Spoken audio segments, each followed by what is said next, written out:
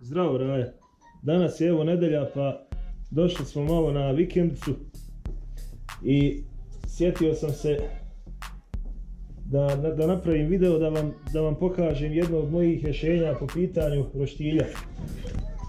Nadam se da se vidi na snimku kako roštilj ovaj izbacuje dim ovdje vani jer ne može dimnjak da osvoji.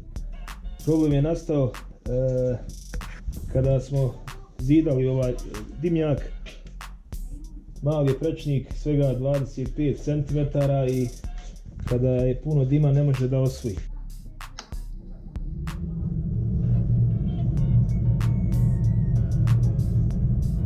Jednim klikom dim je nestao. Šta sam uradio? Došao sam na ideju da ugradim ventilator na vrh dimnjaka na koji sam doveo struju.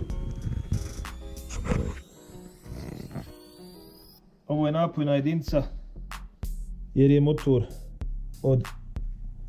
od automobila, od hladnjaka. Proveo sam tu svu struju na ovaj prekidač, se sve to upali i sav dim ide kroz dimnjak i nema više izbacivanja. Evo vidite kako je ovdje ovo začepilo jer smo dugo to koristili i imali ovaj problem.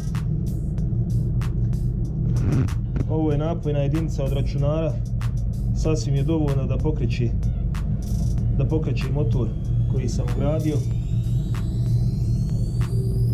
Ovo je dupli prekidač, jednim palimo svjetlo, tu su dva reflektora.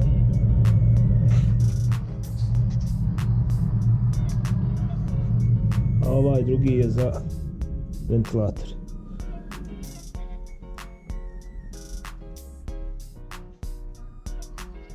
Evo ga, to je taj dimnjak. Visina je zadovoljavajuća, ali kažem, problem je u unutrašnjosti jer nema dovoljno protoka.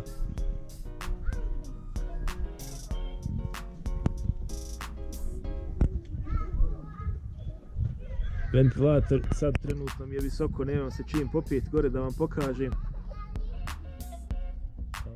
Ali mislim da ste shvatili otprilike kako je to gore napravljeno.